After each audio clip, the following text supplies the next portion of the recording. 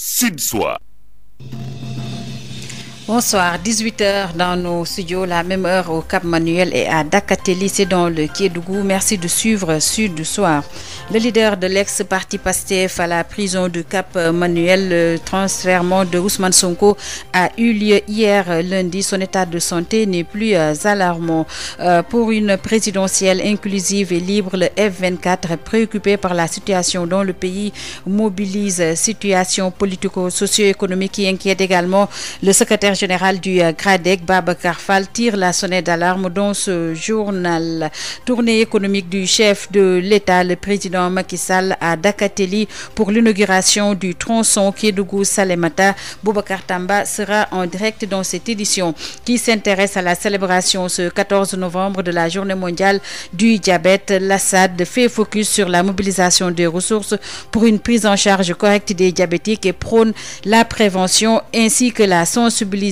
Son président Baye Omar Gueye fera son plaidoyer dans ce journal alors que le patron de la diplomatie israélienne déclare que Antonio Guterres ne mérite pas de diriger l'ONU et que le Sénat français adopte le projet de loi immigration dans une version durcie. Les U17 passent en demi. Les Sénégalais ont battu les Polonais 4-1. Les détails dans la page des sports. Vous aurez également droit à Infoeco. Hassan Thioune assure les opérations techniques.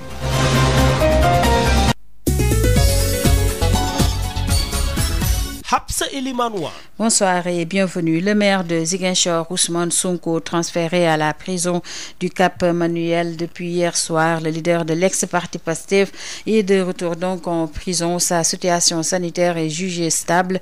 Une information confirmée par le secrétaire national à la communication de l'ex-PASTEF, El Malik Ndiaye. Pour rappel, Ousmane Sonko était admis à l'hôpital principal de Dakar suite à sa grève de la faim. Au moment où le F24 lance son appel à la mobilisation pour une élection inclusive, libre et transparente. Dans un communiqué, la plateforme des forces vives du Sénégal exprime sa profonde inquiétude. Synthèse de ce communiqué avec vous, Adjaratou Ndeye Mariam Ndiaye. À moins de 3 mois de la présidentielle prévue, le 25 février 2024, le F24 se dit profondément inquiet relativement à la situation politique actuelle dans notre pays. Et c'est pourquoi la plateforme des forces vives du Sénégal tient à attirer l'attention sur des éléments inquiétants qui menacent le processus électoral et risquent de compromettre la paix et la stabilité du pays. Le F24 note tout d'abord le non-respect des droits des candidats déclarés. Car au moment où le Premier ministre, candidat de la coalition Benno Bokk Yakaar, déroule sa campagne préélectorale à la recherche de parrainage, certains leaders de l'opposition ont beaucoup de mal à sillonner le pays. Le F24 souligne également le refus catégorique de délivrer au candidat Ousmane Sonko ses fiches de parrainage. Et c'est pourquoi se joue ce vendredi 17 novembre à la Cour suprême plus que l'avenir d'un candidat, mais celui d'un système électoral bâti de haute lutte.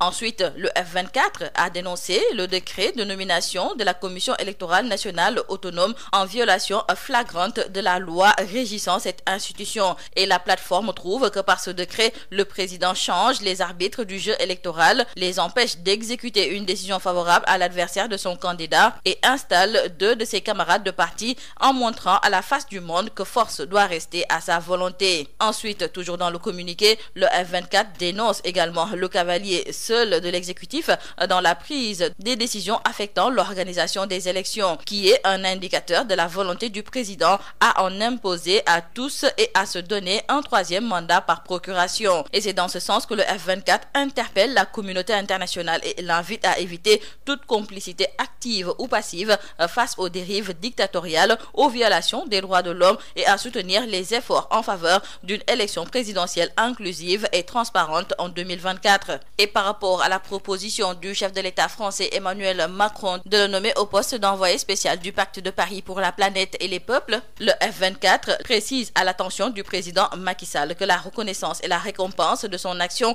par des puissances étrangères ne peuvent en aucun cas absoudre les dérives institutionnelles commises au Sénégal et il devra donc profiter de la nomination promise pour promouvoir la paix et la concorde d'abord dans son pays avant qu'il ne soit trop tard. Adjaratou Ndeye Marième Ndiaye, notre invité, le secrétaire général du GRADEC, Babacar Fall, préoccupé également par cette tension politico-socio-économique. Entre tension politique, processus électoral biaisé, les risques d'instabilité sont réels. Nous l'écouterons plus amplement au moment où le Parti républicain pour le progrès a présenté ce mardi le bilan de ses opérations de parrainage avec plus de 127 000 parrains collectés. Une occasion pour son président face à la presse Déthié Fall de revenir sur l'actualité, notamment la situation de Ousmane Sonko, mais également l'immigration irrégulière, entre autres sujets. C'était sous les yeux de Malamine Mané. Satisfait avec plus de 127 000 parrains collectés sur un peu plus de 58 000 maximum demandés par le Conseil constitutionnel, le candidat du PRP, Parti républicain pour le progrès, Déthié Fall, a demandé à son équipe d'arrêter la collecte au profit des autres candidats de l'opposition pour plus d'inclusion. Mais à partir d'aujourd'hui, de ne plus procéder à de nouvelles collectes. J'ai décidé de céder la place à d'autres opposants. Parce que nous combattons toutes les formes d'exclusion de candidats à l'élection présidentielle. Le président du PRP a également réaffirmé son soutien au candidat du parti PASTEF, Ousmane Sonko, et a demandé au chef de l'État de le remettre dans ses droits le 17 novembre, en référence au verdict de la Cour suprême. Parlant de Ousmane Sonko, je lui réitère tout mon soutien, mon engagement à ses côtés comme toujours. Donc dire au président Macky Sall qu'après sa décision de respecter la Constitution, il suffit de faire cet autre pas le 17 de ce mois à travers cette décision attendue par tous les Sénégalais de réhabilitation du président Ousmane Sonko pour avoir une sortie très honorable. Déthié Fall a aussi évoqué la question de l'immigration irrégulière en demandant aux candidats de rester au pays pour le construire ensemble. Ce message qui veut qu'ils comprennent que nous comprenons leur motivation, nous comprenons leur peine, nous comprenons leur souffrance. Mais cela ne va pas nous amener à encourager l'immigration clandestine. Nous ne sommes pas dans cette façon de faire la politique. Nous leur demandons de revenir. Parce que le changement que nous voulons ne se fera qu'avec eux. S'agissant de l'enseignement supérieur, il a dénoncé la fermeture des universités, notamment l'UCAD, et pense que le calendrier politique ne doit pas dicter sa loi sur celui universitaire. Déthié Fall d'annoncer très prochainement une tournée nationale et internationale en direction de la présidentielle du 25 février 2024. Merci à Malamine Mané qui a pris part au point de presse du président du PRP, le Parti républicain pour le progrès, Déthié Fall. Retenez que le maire Barthélémy Dias fait présentement face à la presse et au siège de Taxawu Sénégal, situé sur les 2 voies de Sacré-Cœur, non loin de la radio Sud FM. Sud FM, l'info, c'est ici. Lutte contre le trafic international de drogue. Selon la division de la communication et des relations publiques de la Direction générale des douanes, une ressortissante sud-africaine a été arrêtée par la cellule aéroportuaire anti-trafic de l'aéroport international Blaise Diagne avec des boulettes de cocaïne dans l'estomac. Les agents de cette cellule ont appréhendé hier lundi à 18h à cet aéroport une mule ayant ingurgité des boulettes de poudre blanche suspectées d'être de la drogue dure.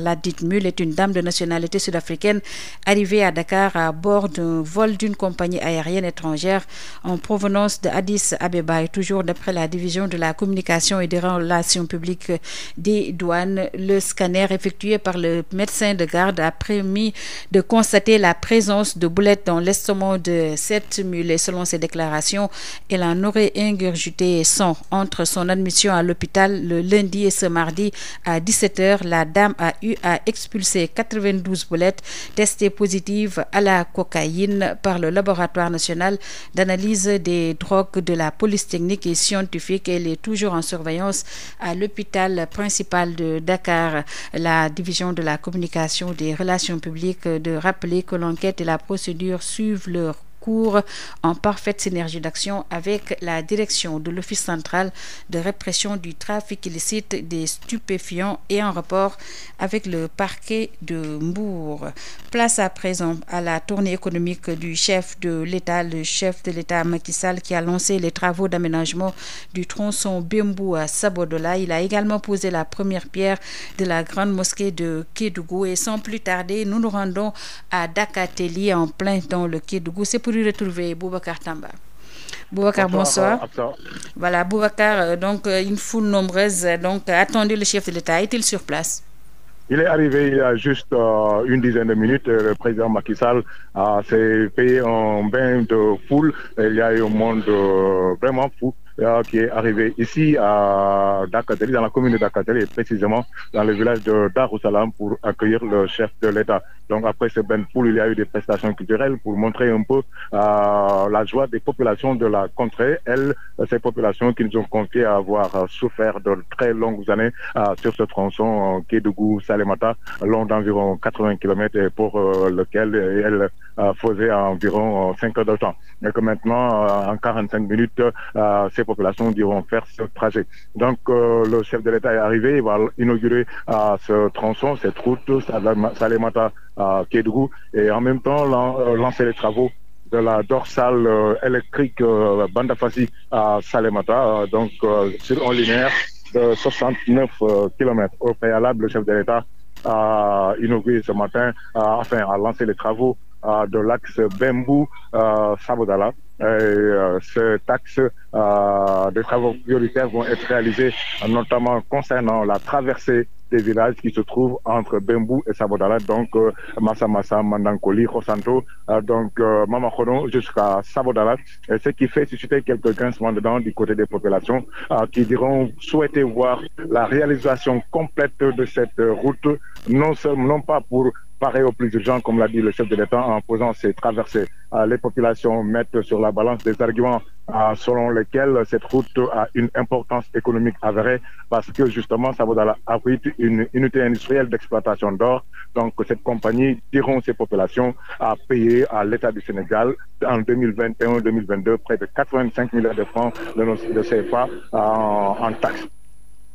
Cette route revêt un caractère économique important. Sous ce rapport, le chef de l'État dira que ce n'est qu'une urgence. Cette route sera réalisée, tout comme le corridor entre Kédougou, Saraya et Moussala qui s'est complètement dégradé. Donc le chef de l'État a quitté Bembou sous les coups de 13 heures pour arriver à Kédougou et procéder à la pose de la première pierre de la grande mosquée de Kédougou. Présentement, il est ici à Darussalam, dans la commune de Dakateli, en train de procéder, de suivre un peu les exposés des experts du PUDC qui ont eu à réaliser aussi beaucoup de choses ici. Donc le long de cette route, des salles de classe, des postes de santé, ils ont planté plus de 2000 arbres, etc. Et tout à l'heure, le PUDC va remettre du matériel effectivement aux collectivités justement telles que Dakateli, ici même. Donc présentement, les discours ont commencé. Ce sont les élus de la contrée qui sont en train de souhaiter la bienvenue au chef de l'État, nul doute, qui apportera quelques réponses aux doléances qui seront posées ici et qui ont entre autres pour nous la fameuse problématique de l'accès à l'eau potable. Boubacar Tamba, dans la commune. Oui. Quelle est la prochaine étape de cette tournée justement? Quelle est la prochaine étape? La prochaine étape de cette tournée, c'est que demain matin, le président de la République prendra le vol à 10h pour se rendre dans la région de Kaolack. Au préalable, il va procéder à l'inauguration de l'aéroport de Kédougou. C'est ça la prochaine étape. Et ce soir, il procédera aux traditionnelles audiences politiques. C'était évident qu'il a lui-même dit qu'il ne ferait pas faire une tournée économique sans procéder à des activités politiques. Donc ce soir, ce sera place aux audiences. Demain matin, il va inaugurer la piste de l'aéroport de Kédougou avant de s'envoler vers le Salut. Merci à vous, Boubacar Tamba, qui suivait la tournée économique du chef de l'État dans le Kédougou. Vous l'avez dit, la prochaine étape, c'est Kaolack. Kaolack qui attend toujours la réalisation des projets retenus lors du dernier conseil des ministres décentralisés tenu en 2015. Pas de grande réalisation jusqu'à présent.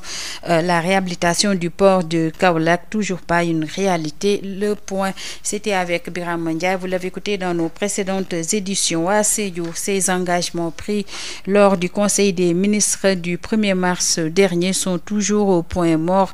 Le pont de Temento, la boucle du Budget ainsi que les voiries communales de Bounkiling et l'aéroport de Djendé traînent jusque-là. Et dans la capitale du Pakao et environ, des voix s'élèvent pour réclamer le démarrage des chantiers et craignent que ces engagements ne soient rangés au profit de nouvelles régions qui accueillent ces conseils des ministres.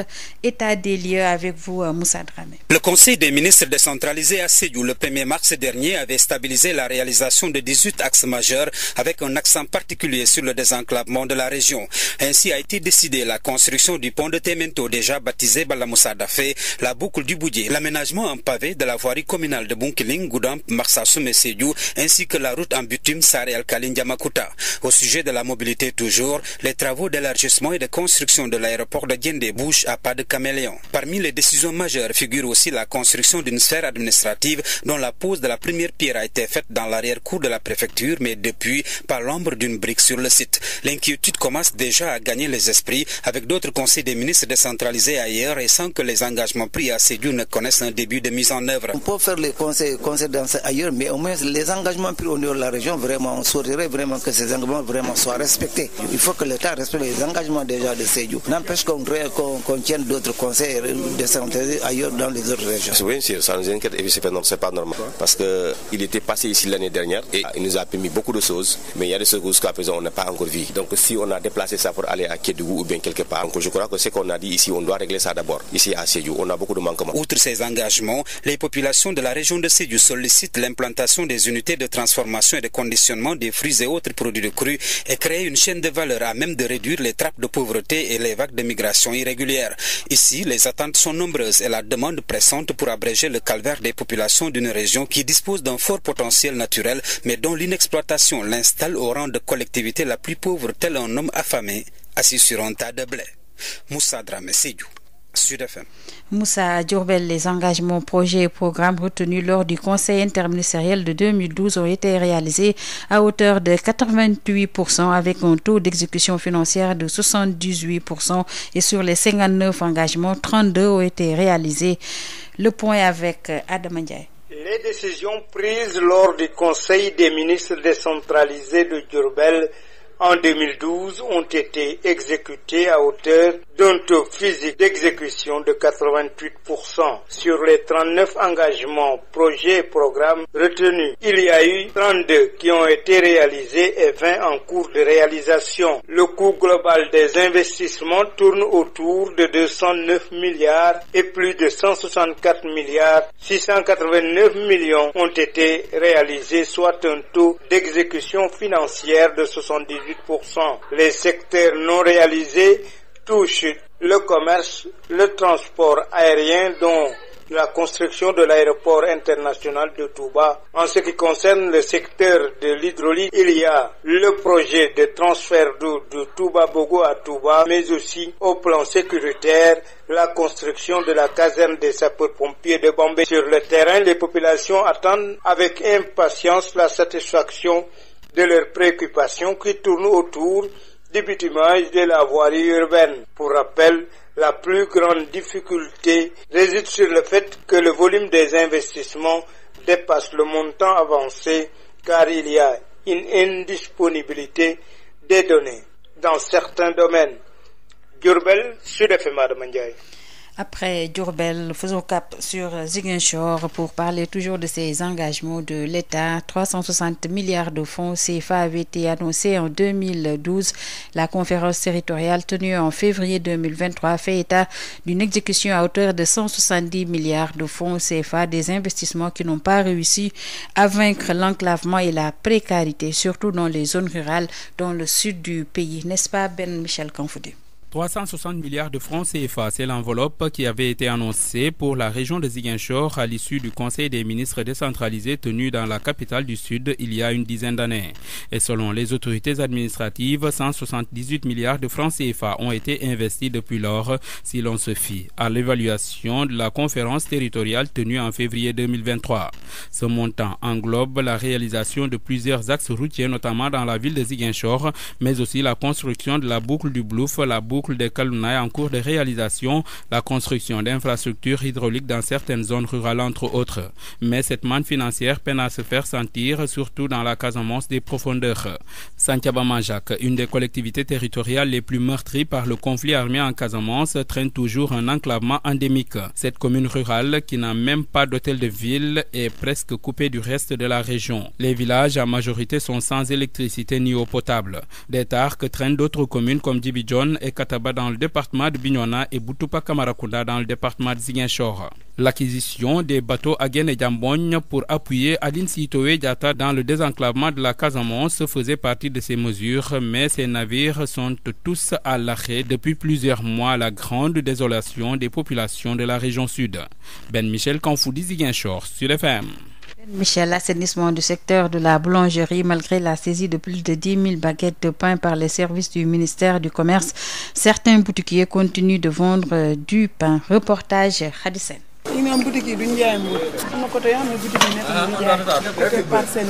Mais ici, à Sacré-Cœur, c'est le contraire. Les boutiquiers continuent de vendre du pain.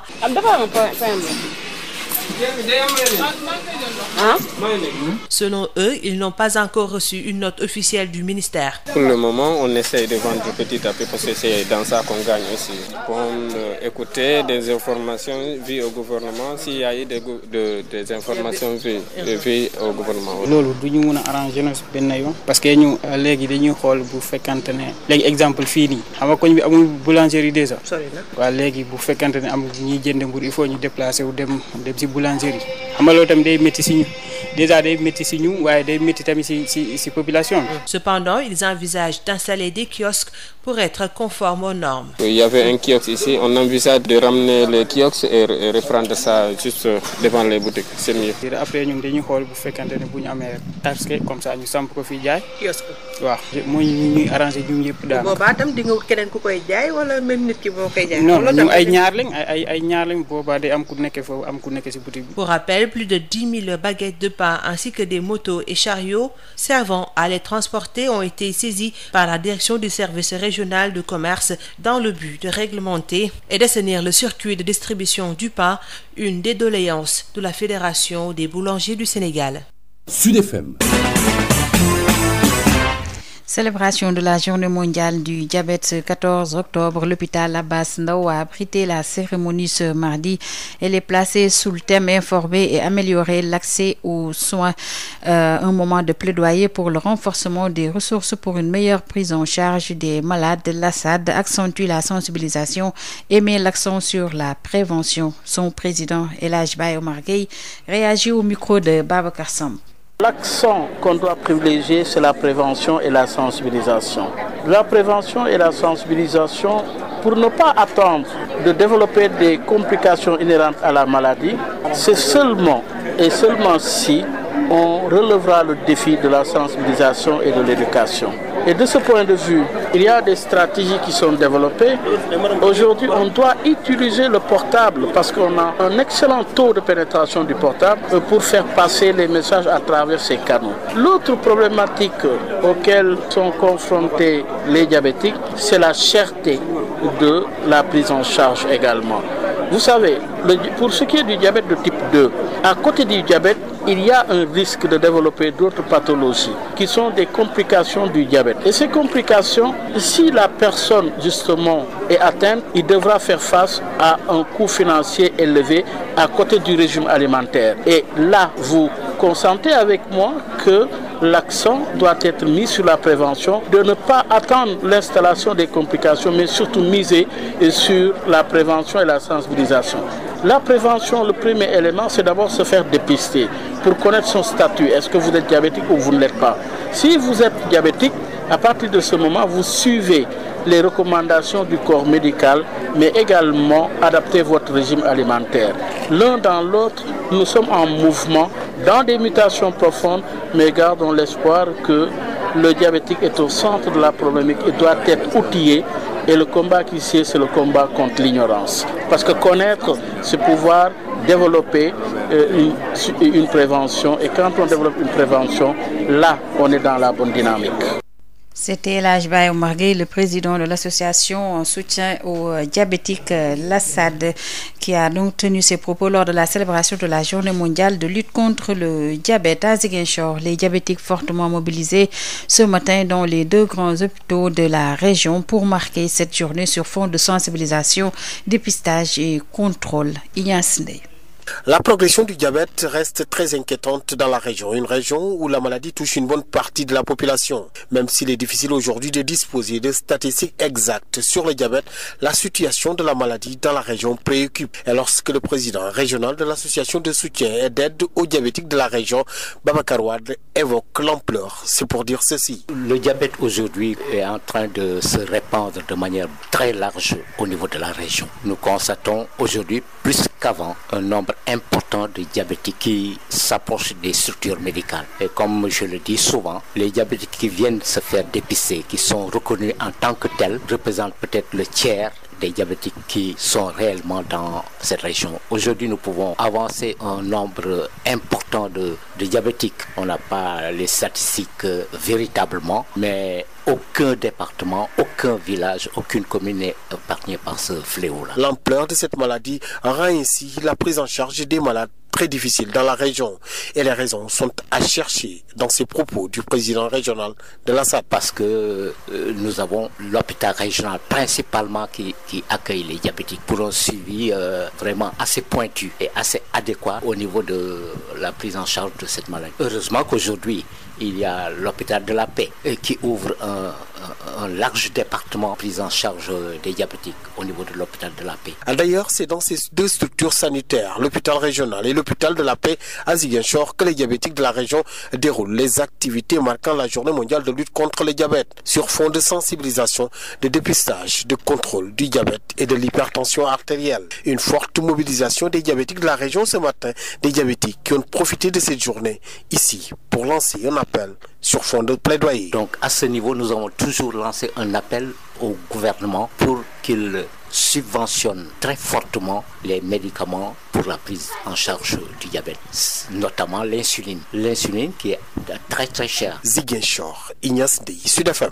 Ignace, nous revenons à Dakar pour aller retrouver le médiateur de la République, Demba Kandji, qui a reçu ce mardi son homologue du Cap-Vert, José Carlos Delgado, en visite de travail dans notre pays. Une signature de convention entre les 2 institutions s'en est suivie avec comme point central comment mieux défendre les droits des citoyens en général, mais également dire aux ressortissants cap-verdiens établis au Sénégal qu'ils peuvent dorénavant solliciter le médiateur de la République au même titre que les citoyens sénégalais. Comme cela se fait au Cap-Vert. Compte rendu Ismaïla Marcel Kouli. Le protocole d'accord vise à mieux défendre les intérêts des citoyens capverdiens établis au Sénégal ou les citoyens sénégalais résidant au Cap-Vert, nous dit Demba Kandji, médiateur de la République du Sénégal. Le point central de ce protocole d'accord, c'est comment mieux défendre les droits des citoyens en général, mais particulièrement montrer aux ressortissants de la République du Cap-Vert et ici au Sénégal qu'ils peuvent s'adresser au médiateur du Sénégal. Comme le font déjà, il vous l'a dit, nos compatriotes présents au Cap-Vert, qui sollicitent beaucoup le médiateur du fait de ce phénomène de migration irrégulière. Beaucoup de jeunes Sénégalais sont en conflit avec la justice capverdienne. Et le médiateur du Cap-Vert contribue beaucoup à rendre leur séjour carcéral, disons, assez confortable, mais également à pousser les procédures pour leur permettre de recouvrer la liberté. Ce sont des démarches que les citoyens entreprennent auprès du médiateur, du provideur des justiciats au Cap-Vert. Les Cap-Verdiens au Sénégal, qui sont nombreux, peuvent également solliciter l'administration sénégalaise au même titre que les citoyens sénégalais. Ce partenariat permettra aux 2 pays d'échanger des expériences, soutient José Carlos Delgado, médiateur de la République du Cap-Vert. La particularité de ce protocole, c'est de créer des mécanismes d'appuyer votre citoyen au Cap-Vert et d'ici, il peut appuyer notre citoyen. C'est l'article plus important de ce protocole parce que le médiateur, sa fonction principale doit être toujours d'aider les citoyens à résoudre ces problèmes. Nous avons travaillé avec le Sénégal à travers de ce protocole, de cet accord de partenariat, des échanges pour comprendre la réalité de notre pays, pour faire des actions communes en plan international et aussi pour voir comment on peut nous aider conjointement pour réaliser les droits des citoyens. La cérémonie de signature de ce partenariat a eu lieu dans les locaux du médiateur de la République, en présence des 2 médiateurs, d'une très forte délégation du Cap-Vert et du personnel du médiateur de la République du Sénégal.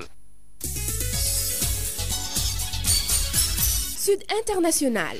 Quelques semaines après l'offensive engagée par les forces armées maliennes sur la ville stratégique de Kidal, confrontée à des hostilités farouches entre l'armée régulière et les groupes armés, notamment le cadre stratégique permanent, le chef d'état-major général des armées a informé l'opinion nationale et internationale que les FAMA ont pris position dans la ville de Kidal ce mardi. Nous y reviendrons avec notre correspondant Sori Ibrahim Maïga, au moment où près de 2,4 millions d'électeurs ont été appelés aux urnes au Libéria. C'est le second tour de la présidentielle avec une affiche similaire à celle de 2017. Georges Weah, le président sortant, face à Joseph Boakai. Les 2 candidats étaient au coude à coude au premier tour et quelques incidents ont été signalés à l'intérieur du pays. Mais à chaque fois, le problème a pu être maîtrisé rapidement par la police qui est présente dans quasiment tous les centres de vote. Donc pas de violence pour le moment signalée au Libéria. Ce scrutin est très suivi, en témoigne la forte présence d'observateurs internationaux et la présence également de représentants des partis politiques dans la plupart des bureaux de vote. Antonio Guterres ne mérite pas de diriger l'ONU, juge le ministre israélien des Affaires étrangères. D'après lui, il n'a encouragé aucun processus de paix dans la région et d'affirmer que je pense que Guterres, comme toutes les nations libres, devrait affirmer haut et fort libérer Gaza du Hamas, a déclaré Eli Cohen lors d'une conférence de presse à l'ONU à Genève. L'armée israélienne a annoncé avoir pris possession des bâtiments gouvernementaux du mouvement islamiste palestinien Hamas dans la ville de Gaza, notamment le Parlement et des bâtiments du gouvernement et de la police. Le gouvernement du Hamas a annoncé ce mardi que 11 320 Palestiniens avaient été tués dans les bombardements israéliens sur la bande de Gaza depuis le début de la guerre le 7 octobre. Et le ministère de la Santé du Hamas assure de son côté que des dizaines de corps jonchent les rues du nord de la bande de Gaza et qu'il est impossible de les relancer car l'armée israélienne vise les ambulances et les soignants tentent de les approcher. Nous terminons par la France où le Sénat adopte le projet de loi immigration dans une version nettement durcie. Au Palais du Luxembourg, le texte qui a été soumis au vote solennel des 348 sénateurs n'avait pas grand-chose à voir avec la version initiale du gouvernement. Les sénateurs lui ayant imprimé un sérieux tour de vis la semaine dernière avec la droite et ses alliés centristes à la manœuvre. Le texte a été adopté par 210 voix contre 115. Le texte sera examiné à partir du 11 décembre à l'Assemblée nationale où le gouvernement devra trouver une voie étroite pour faire passer cette réforme hautement sensible.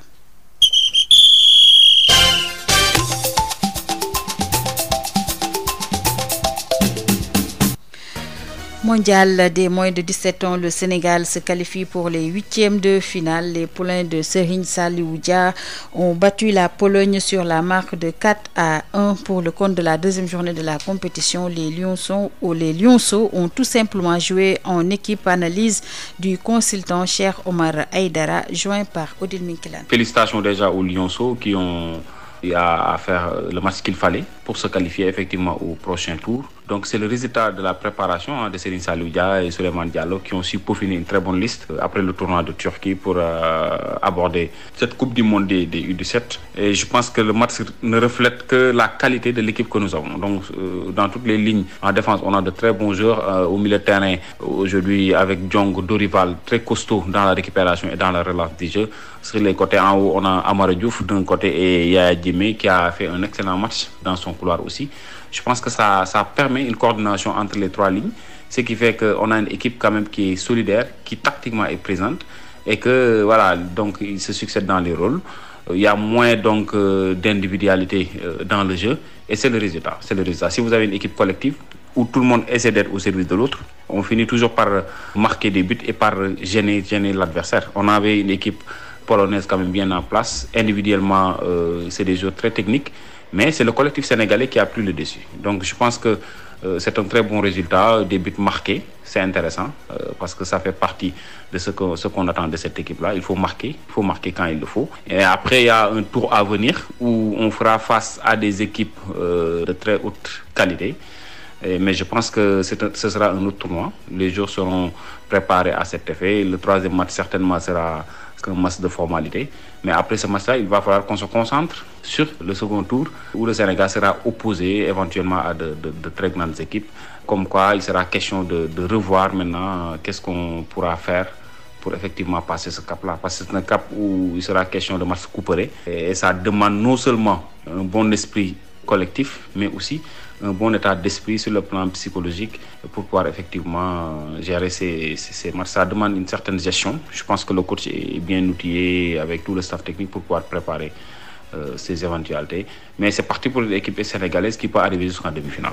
Cher Omar Aïdara, le troisième match de poule est prévu vendredi prochain contre le Japon, éliminatoire mondial 2026, deuxième jour de recrutement des Lions du Sénégal. Ils se sont entraînés ce matin au terrain annexe du stade Abdoulaye Wade. Une autre séance était prévue à 17h30, toujours au terrain annexe du stade Maître Abdoulaye Wade. Toutes les séances ce mardi se font à huis clos. Sud FM, l'invité du jour. Il s'agit de Babacar Fall, secrétaire général du GRADEC. Il répond à Adjaratou Ndeye Mariam Ndiaye. Babacar Fall, bonjour. Oui, bonjour El Hadj Malick. Vous êtes le secrétaire général du GRADEC. La société civile alerte sur les manquements notés dans la nomination des membres de la Sénat. À cela s'ajoutent des décisions de justice non exécutées.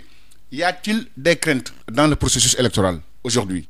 Absolument, El Hadj Malick. Il y a beaucoup de craintes au vu des menaces qui pèsent sur le processus électoral.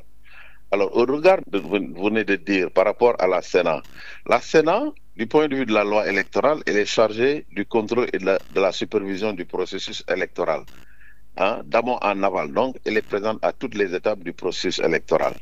Donc, elle doit être une institution, disons, autonome, indépendante vis-à-vis de tous les partis politiques et de l'État. Mais au vu de la composition actuelle de la Sénat, nous pouvons nous poser des questions. D'abord, le décret qui a viré les 12 membres statutaires de la Sénat est illégal. Il s'ajoute que dans la nomination, il y a un certain nombre de membres, peut-être 3 ou 4, qui ne remplissent pas les critères par rapport à leur proximité avec le pouvoir en place. Et ensuite même, le président qui dirige cette institution était un membre du Conseil constitutionnel dont le mandat n'est pas arrivé à expiration. Ça, déjà, c'est un gros problème. L'autre problème, on a vu que les décisions aujourd'hui, émanant de la justice, qui ont un caractère exécutoire, ne sont pas respectées par, l'organe qui organise les élections, à savoir le ministère de l'Intérieur et la Direction générale des élections. Alors, au vu de tout cela, vraiment, nous pouvons vraiment nous poser des questions. C'est la raison pour laquelle, depuis quand même quelque temps, la société civile, se mobilise pour que non seulement le décret soit respecté concernant la Sénat, mais que le processus vraiment soit quand même beaucoup plus transparent. Donc nous avons des craintes. Ensuite, il s'ajoute que nous avons un ministre de l'Intérieur qui est partisan, qui est responsable de premier plan du parti au pouvoir, alors que nous avons toujours, réclamé la nomination de ministre de l'Intérieur neutre, ou à défaut, un ministère chargé des élections, comme Maître Abdoulaye Wade l'avait fait en 2011-2012. Ou à la limite, une direction générale des élections, une délégation générale aux élections, avec quand même une autonomie fonctionnelle qui lui permet un peu d'être assez autonome, assez indépendante vis-à-vis de la tutelle. Et donc, par rapport à toutes ces questions-là, vraiment, pour lesquelles on ne trouve pas pour le moment de réponse satisfaisante, il y a lieu de s'inquiéter sur vraiment la transparence et la crédibilité du prochain scrutin. Alors, aujourd'hui, y a-t-il des moyens de contourner ces substitutions?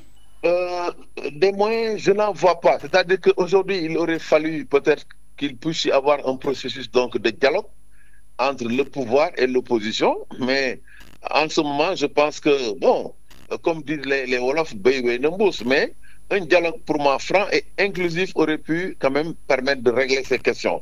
C'est-à-dire que le pouvoir et l'opposition s'asseyent avec l'arbitrage de la société civile et qu'on essaie de trouver des solutions à toutes ces questions. Que ce soit la personnalité en charge des élections, la question un peu de la Sénat. Parce que vous savez, en ce qui concerne la Sénat, le pouvoir avait l'habitude de Diouf à Wade de faire ce qu'on appelle des consultations, parce que la loi énumère un certain nombre donc d'institutions qui sont visées et qui doivent, disons, donc pourvoir la Sénat en membres. Et cela se fait sur la base de consultations où ces institutions proposent au moins 3 personnes et le président donc choisit parmi ces personnes proposées, que ce soit la société civile, l'ordre des avocats, etc., disons tous les universitaires. Alors, mais tout ça aujourd'hui est foulé aux pieds. Donc si aujourd'hui, en tout cas, on veut une solution, je pense que d'ici peut-être la validation des candidatures, il faudrait que l'opposition et le pouvoir s'asseyent, en plus de la société civile, et qu'on essaie de réfléchir aujourd'hui sur un peu les moyens un peu de rectifier en tout cas ce qui apparaît aujourd'hui comme déjà des dysfonctionnements graves et qui sont de nature aujourd'hui donc à mettre en péril le bon fonctionnement des prochaines élections. Il y a les tensions politiques et le processus électoral biaisé. Alors, ces deux éléments peuvent-ils accroître des risques d'instabilité dans un contexte social également très tendu? Ah oui. Bon, vous le dites, le contexte social est très tendu. Vous avez déjà aujourd'hui beaucoup de foyers d'élection à l'université avec aujourd'hui les risques d'invalidation, voilà, la vie qui est devenue très chère à Dakar. Disons, la question aujourd'hui dramatique de l'immigration. Tout ça constitue quand même des questions quand même essentielles auxquelles il faut trouver des solutions. Alors si à tout cela, on ajoute vraiment cette absence donc de dialogue entre l'opposition et le pouvoir, ces violations donc des dispositions donc de la loi, on peut effectivement craindre qu'on aille vers en fait des élections assez tumultueuses. Déjà dans 72 heures, le 17, et on attend le verdict donc de la Cour de justice de la CEDEAO, ainsi que également, disons, le verdict de la Cour suprême par rapport au recours en annulation de la décision du juge donc de Ziguinchor. Tout cela constitue donc des ingrédients, en tout cas, qui sont de nature aujourd'hui donc à, disons, corser davantage, disons, la tension et à exposer le pays vraiment à des situations, en tout cas, qui peuvent être préjudiciables à l'instabilité et disons donc à la paix civile. Babacar Fall, je vous remercie. Je vous remercie, El Hadj Mali. Je rappelle que vous êtes le secrétaire général du GRADEC. Merci beaucoup. Hapsa Eliman Wan. 18h45 dans nos studios, c'est la fin de ce journal. Merci à Hassan Thioune qui en a assuré les opérations techniques. Merci également à vous, auditrices et auditeurs de Sen Radio. Prochain rendez-vous d'information, ce sera à 21h, le journal en Wolof avec Adam Ndiono. Auparavant, nous sommes mardi et comme tous les mardis à 19h, retrouvez Adjaratou Awa Thiaw et son invité pour Allo Docteur. Très bonne suite de programme.